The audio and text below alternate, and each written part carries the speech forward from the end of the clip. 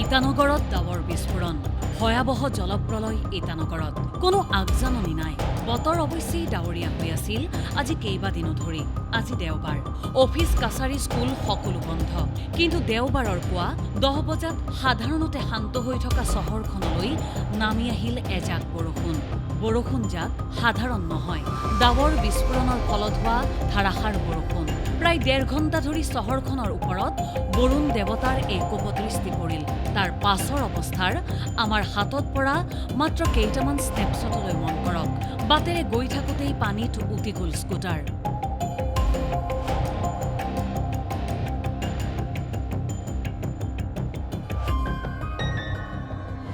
কোবাল পানীৰ ঢৌৱে উটুৱাই নিলে কেইবাখন মটৰ বাইক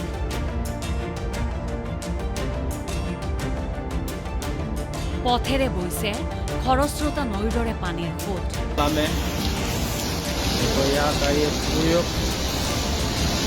कॉलोनी का स्कूल हैंगिंग ब्रिज भी पूरा खत्म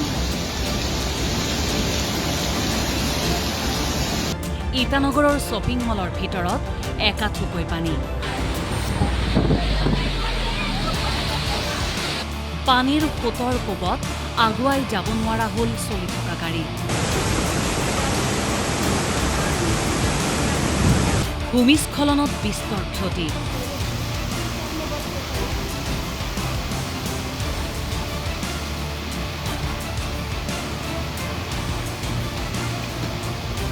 ইটানগৰৰ তাগিল কলনীৰ পৰা পানীয়ে উটুৱাই নিলে 12খনকৈ স্কুটি মটৰচাইকেল পাপুনালা অঞ্চলত উটুৱাই নিলে এখন দলং 6 কিলোত পানীয়ে লগত লৈ গ'ল ৰাষ্ট্ৰীয় ঘাইপথ 415ৰ